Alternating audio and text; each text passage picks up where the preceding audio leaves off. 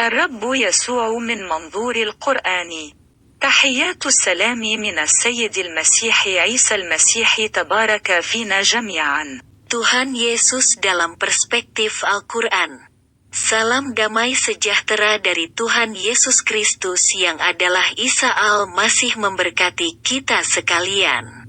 Dalam video kali ini, akan saya jelaskan mengenai keilahian Isa Al-Masih atau Yesus Kristus dalam perspektif Al-Quran. Terdapat pertanyaan-pertanyaan klasik yang biasa muncul seputar Isa Al-Masih yang selalu diajukan seperti, apakah Isa Al-Masih itu Tuhan? Apakah Isa Al-Masih itu Allah atau God? Sesungguhnya pribadi saya tidak punya kompetensi untuk memberikan pandangan yang pantas.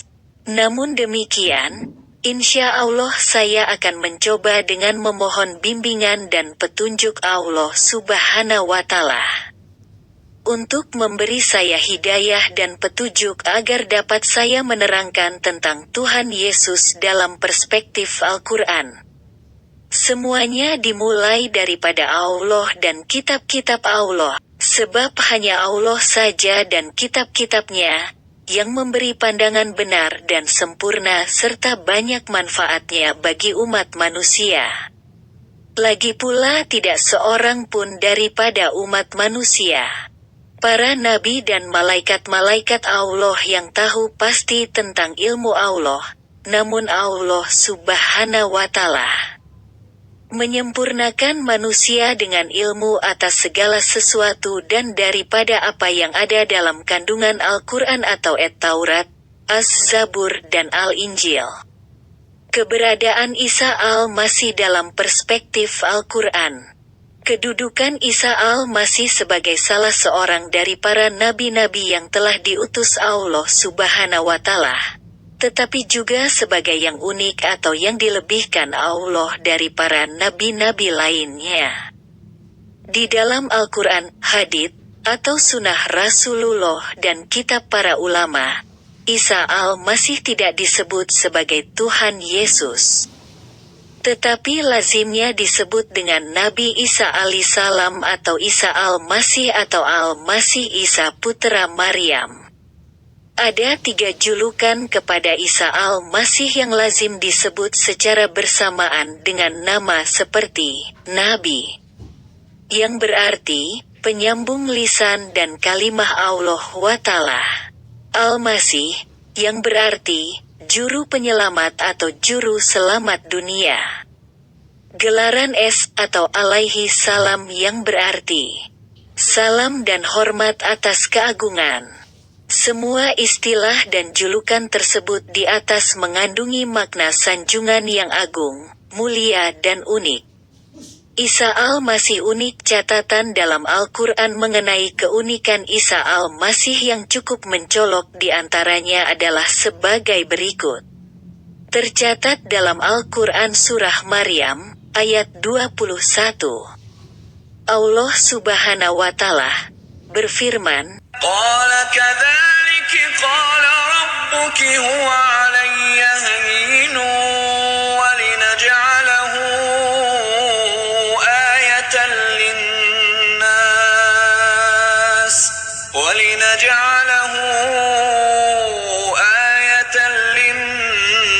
wa rahmatan minna wa kana amran maqdiya. Dan agar kami, Allah, menjadikannya, Isa Al-Masih suatu tanda bagi manusia dan sebagai rahmat, kasih, daripada Allah. Dan hal itu adalah suatu perkara yang sudah diputuskan. Ayat ini paralel dengan apa yang tercatat dalam Injil surah Rasul Besar Yohanes 3 ayat 16. Demikian sabda Allah. Karena begitu besar kasih Allah akan dunia ini sehingga Ia mengaruniakan anaknya yang tunggal, supaya setiap orang yang percaya kepadanya tidak binasa melainkan beroleh hidup yang kekal. Dari kedua-dua ayat di atas, ciri yang unik daripada Isa Al-Masih sangat selaras. Isa al-Masih sebagai suatu tanda bagi manusia. Apa yang dimaksudkan dengan tanda Isa untuk manusia? Isa al-Masih ditetapkan oleh Allah Subhanahu wa Ta'ala sebagai penyelamat untuk umat manusia Bani Adam atau dalam istilah Al-Quran, yaitu Al-Masih. Isa al-Masih sebagai tanda rahmat dan kasih Allah Subhanahu wa Ta'ala. Artinya, Allah itu kasih, Ar-Rahmat Ar-Rahim. Kerana Allah Subhanahu wa Ta'ala tidak dapat dilihat dengan kasat mata manusia. Maka oleh itu Allah berfirman bahwa Isa al-Masih sebagai tanda daripada kami, yaitu Allah Subhanahu wa Ta'ala. Supaya manusia, yang terbatas penglihatannya, dapat melihat rahmat dan kasih Allah lebih dekat dan lebih terang. Dengan melihat kepada Isa al-Masih dan beriman kepadanya sebagai gambaran yang nyata terhadap kasih dan rahmat Allah Subhanahu wa Ta'ala. Sebab Allah adalah Ar-Rahmat Ar-Rahim, yang Maha Pengasih dan Maha Penyayang. Quran Surah Al-Fatihah ayat 1. Karena itu, Isa al-Masih sebagai wujud nyata kasih dan rahmat Allah yang datang langsung dan dekat dengan manusia di bumi tanpa jarak. Dan dilihatnya serta dirasakan sentuhan kasihnya dan sayangnya secara langsung dalam suasana persaudaraan. Isa al-Masih bersabda, "Aku menyebut kamu sahabat. Karena aku telah memberitahukan kepada kamu segala sesuatu yang telah kudengar dari Bapakku." Terbaca dalam Injil surah dari Rasul Besar Yohan 15 ayat 15. Barang siapa telah melihat aku, ia telah melihat Bapa. Terbaca dalam Injil surah Yohanes 14 ayat 9b atau, kalau kamu telah melihat dan merasakan kasih dan rahmat dariku, kamu juga telah melihat rahmat dan kasih Allah. Ajaran-ajaran daripada Isa al-Masih juga mencerminkan kasih dan rahmat Allah Subhanahu wa Ta'ala. Bahkan bukan saja Isa al-Masih sebagai contoh teladan bagi manusia, tetapi juga contoh dan teladan praktis kasih yang benar tentang bagaimana sikap dan etika yang benar, juga bagaimana seharusnya manusia mengasihi Allah dan mengasihi sesama manusia di bumi, atau berinteraksi sosial. Isa al-Masih bersabda, "Kasihilah Tuhan, Allahmu, dengan segenap hatimu dan dengan segenap jiwamu dan dengan segenap akal budimu, dan kasihilah sesamamu manusia seperti dirimu sendiri." Terbaca dalam Injil Rasul Besar Matius 22 ayat 37. Isa al-Masih juga bersabda, "Kasihilah musuhmu, berbuatlah baik kepada orang yang membenci kamu. Mintalah berkat bagi orang yang mengutuk kamu. Berdoalah bagi orang yang mencaci kamu." Terbaca dalam Injil surah Lukas 6 ayat 27-36. Selain itu Isa al-Masih sudah ditetapkan sedemikian rupa oleh Allah Subhanahu wa Ta'ala sebagai tanda rahmat untuk dunia, dengan rahmat dan kasih tanpa batas. Isa al-Masih adalah suatu perkara yang sudah diputuskan. Isa al-Masih diputuskan dalam hal apa? Kerana seluruh manusia Bani Adam telah berdosa dan tidak seorang pun yang benar dan sempurna. Dan akibatnya ialah semua manusia pasti binasa dan mati. Kerana itu Allah Subhanahu wa Ta'ala menetapkan tujuannya untuk menyelamatan manusia Bani Adam. Maka tujuan Allah Subhanahu wa Ta'ala putuskan supaya Isa al-Masih menjadi perantara utama untuk solusi penebusan dosa yang telah menimpa seluruh Bani Adam di dunia ini. Al-Quran Surah Al-Baqarah ayat 253 juga menyatakan, demikianlah Allah berfirman, تلك الرسل فضلنا بعضهم على بعض منهم من كلم الله ورفع بعضهم درجات وآتينا عيسى ابن مريم البينات وأيدناه بروح القدس ولو شاء الله ما اقتتل الذين من بعدهم من بعد ما جاءتهم البينات ولكن اختلفوا فمنهم من آمن ومنهم من كفر ولو شاء الله ما اقتتلوا ولكن الله يفعل ما يريد. Rasul-rasul itu kami lebihkan sebagian dari mereka atas sebagian yang lain. Di antara mereka ada yang Allah berkata-kata langsung dengan dia, dan sebagiannya Allah meninggikannya beberapa derajat.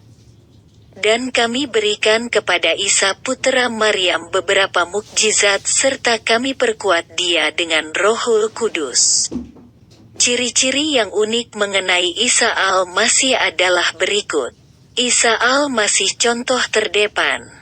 Bagaimana Allah melebihkannya daripada nabi-nabi yang lainnya seperti kuasa dan mukjizat. Cukup banyak mukjizat yang pernah Isa al-Masih lakukan pada masa berada di bumi maupun sesudah tidak berada di bumi lagi. Catatan Al-Quran tentang kuasa dan mukjizat Isa al-Masih ada di surah Al-Imran ayat 49, dan paralelnya dengan yang tercatat dalam Injil surah Matius pasal 8 dan 9. Isa al-Masih diperkuat dengan Rohul Kudus, Rohullah atau Ruh Allah. Apa pentingnya dan maknanya daripada Rohul Kudus? Rohul Kudus ialah dimensi supranaturas, mistis dan gaib. Dalam istilah agama, biasanya disebut dengan alam rohani atau hal-hal rohani. Sudah tentu bahwa hal mistis tidak dapat diserap dengan nalar alam logika, rasional atau akal pikiran.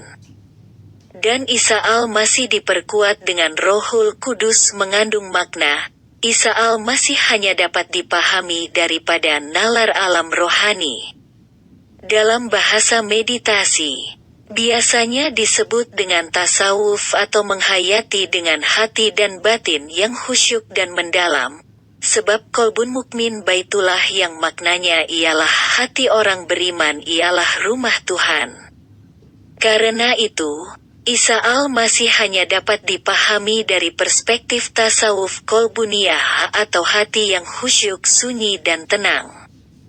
Mukjizat Isa al-Masih diperdalam Al-Quran mencatatkan mukjizat Isa al-Masih di surah Ali Imran 49, di mana Allah berfirman, وَرَسُولًا إِلَى بَنِي إِسْرَائِيلَ أَنِّي قَدْ جِئْتُكُمْ بِآيَةٍ مِّن رَّبِّكُمْ أَنِّي أَخْلُقُ لَكُم مِّنَ الطِّينِ كَهَيْئَةِ الطَّيْرِ فَأَنفُخُ فِيهِ فَيَكُونُ طَيْرًا بِإِذْنِ اللَّهِ وَأُبْرِئُ الْأَكْمَهَ وَالْأَبْرَصَ وَأُحْيِي الْمَوْتَى بِإِذْنِ اللَّهِ وَأُنَبِّئُكُم بِمَا تَأْكُلُونَ وَمَا تَدَّخِرُونَ فِي بُيُوتِكُمْ إِنَّ فِي ذَلِكَ لَآيَةً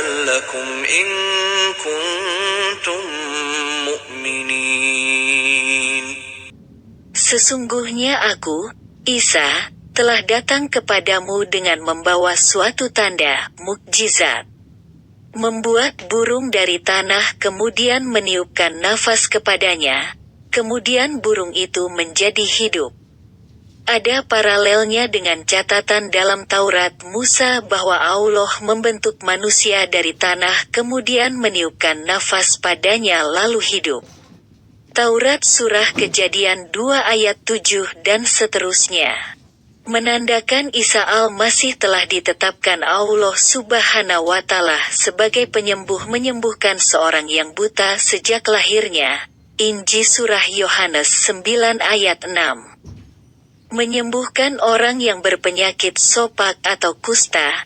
Injil Surah Matius 8 ayat 2-3 dan Surah Markus 1 ayat 40-42.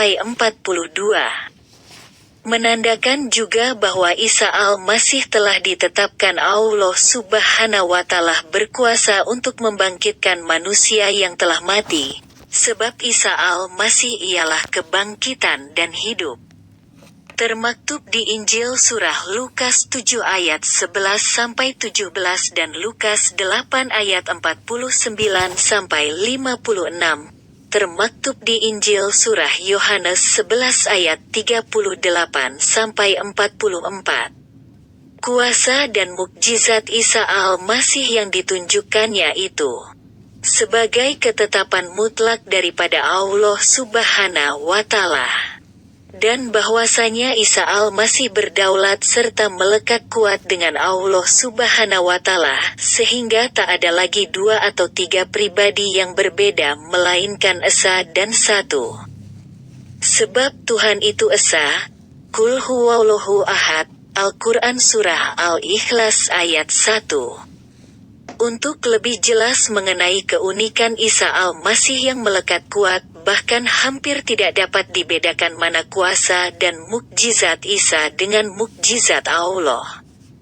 Kita coba telusuri lebih dalam dari penjelasan Al-Quran dan sisi tata bahasa Arab. Catatan Al-Quran Isa itu firman Allah dan firman itu bersama-sama dengan Allah dan firman itu Allah sendiri, Isa. Lihat Quran Surah Al-Imran ayat 45 Allah berfirman, إذ قالت الملائكة يا مريم إن الله يبشرك بكلمة منه اسمه المسيح عيسى ابن مريم وجيها في الدنيا والآخرة ومن المقربين. Ingatlah ketika malaikat Jibril berkata, Hai Maryam, sesungguhnya Allah menggembirakan kamu dengan kelahiran seorang putra yang suci dengan kalimat daripadanya. Namanya Al-Masih Isa putra Maryam.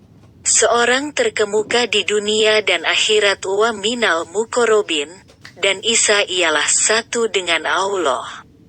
Penjelasannya, yaitu ciri yang terpenting dalam ayat ini adalah bahwa Al-Masih Isa saat dikandung, ibunya masih perawan dan Isa Al-Masih tidak punya bapa.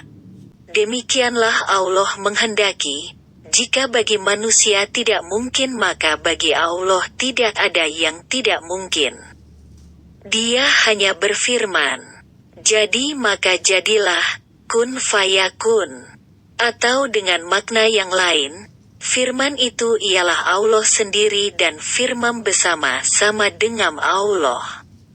Firman itu suci sebab Allah suci. Isa Al-Masih dari firman yang suci.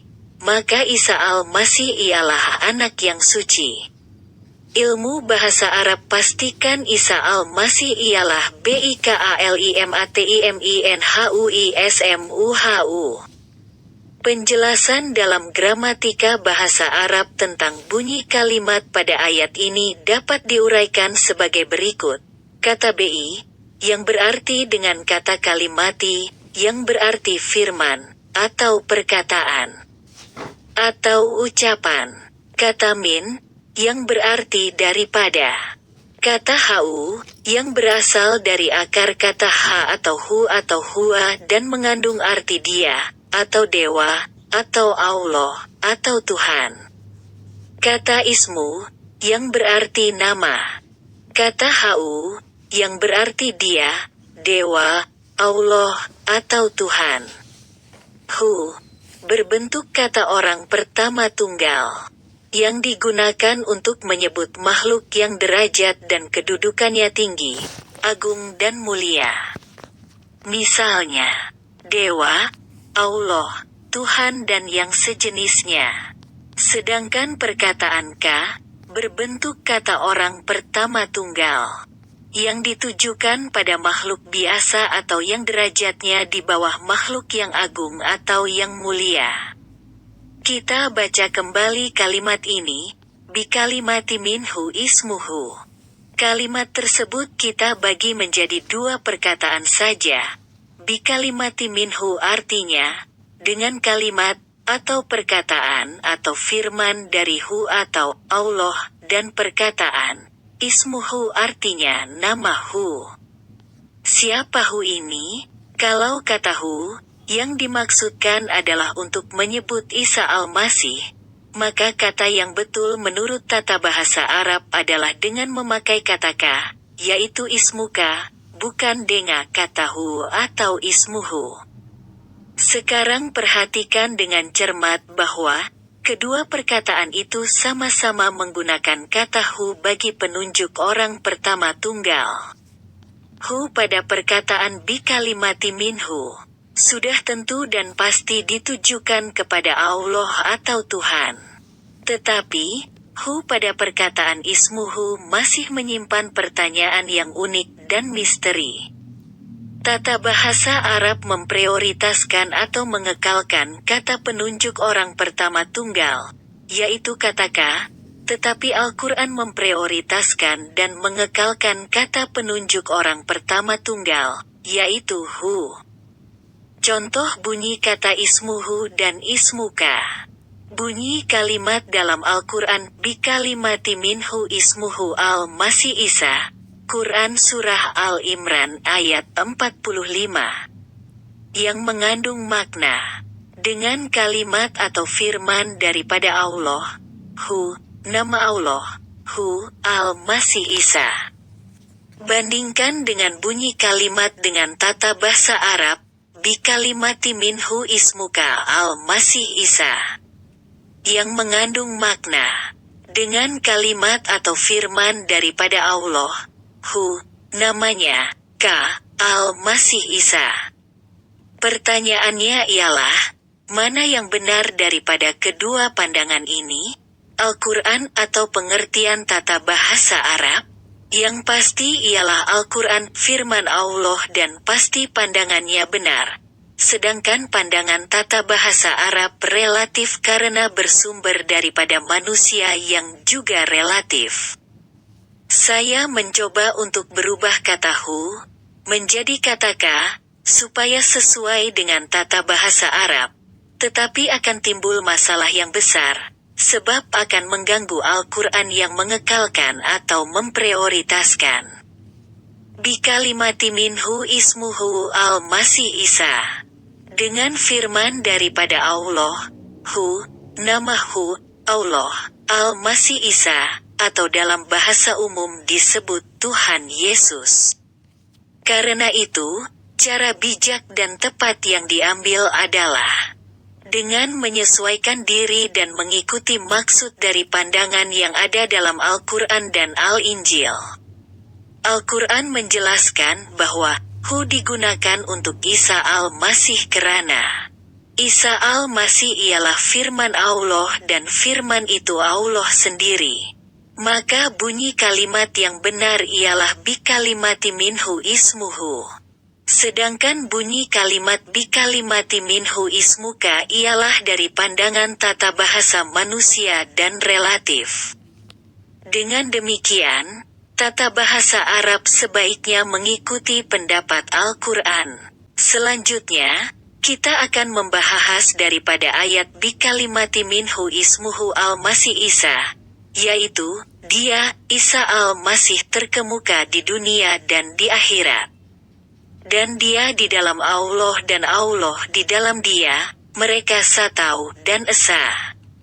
Hal ini menandakan keputusan dan ketetapan yang mutlak daripada Allah Subhanahu wa Ta'ala kepada Isa Al-Masih sebagai yang awal daripada segala sesuatu dan juga menjadi yang terakhir daripada segala sesuatu atau yang Alfa dan Omega.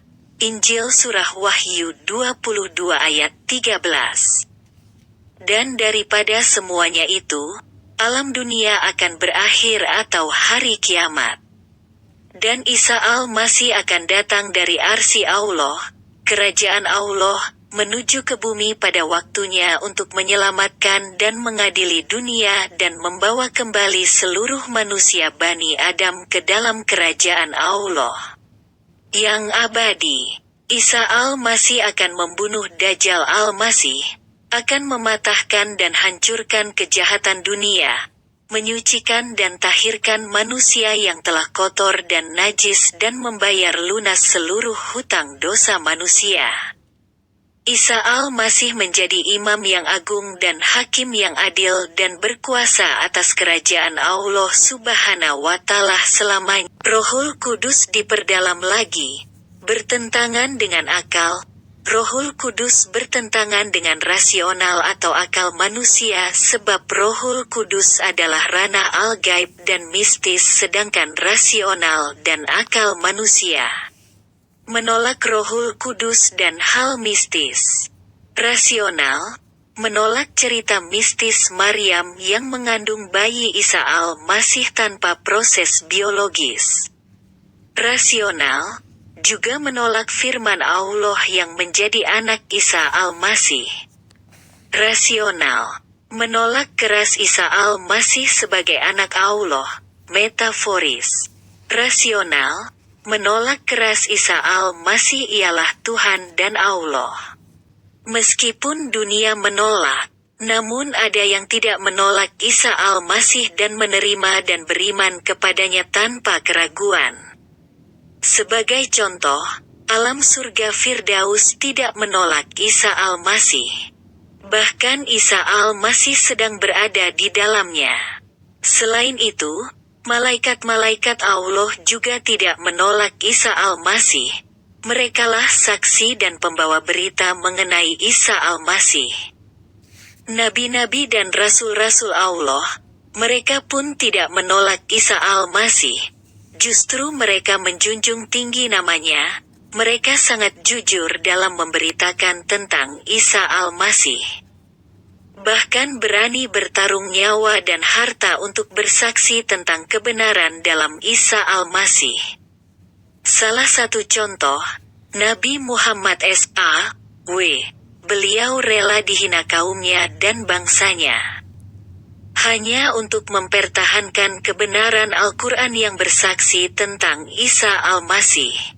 Beliau juga rela menghabiskan harta dan kekayaan istrinya, Siti Khadijah, hanya untuk berdakwah dan bersaksi tentang Injil Isa al-Masih, Az-Zabur dan At-Taurat Musa, yang semuanya mengesahkan firman daripada Allah Subhanahu wa Ta'ala dan beliau sangat menjunjung tinggi dan berpegang kuat padanya. Selain itu juga, ada orang-orang saleh yang suci hatinya untuk percaya dan beriman kepada Isa al-Masih. Dan masih banyak lagi daripada kalangan manusia yang dengan tulus hati percaya dan beriman tanpa tekanan. Semoga kita adalah orang-orang yang mendapat keridhaan Allah Subhanahu wa Ta'ala untuk percaya, meskipun bertentangan dengan rasional akal insani. Sebab iman ialah dasar harapan dan bukti daripada yang tidak kelihatan. Injil Surah Ibrani 11 ayat 1. Allah Subhanahu wa Ta'ala hanya boleh dipahami dengan perantaraan Rohul Kudus. Demikian juga hal yang sama dengan cara memahami Isa al-Masih. Hanya Rohul Kudus yang dapat memberi kita pengertian dan membuka batin dan jiwa untuk boleh memahami Isa al-Masih dan beriman kepadanya bahwa Dialah Tuhan Yesus. Sampai di sini dulu penjelasan dari saya, kurang dan lebihnya saya mohon maaf, sebab yang sempurna hanya Allah Subhanahu wa Ta'ala. Mudah-mudahan penjelasan ini dapat bermanfaat. Wallahu alam bisawab. Insya Allah bertemu lagi di video berikutnya. Wassalamualaikum warahmatullahi wabarakatuh.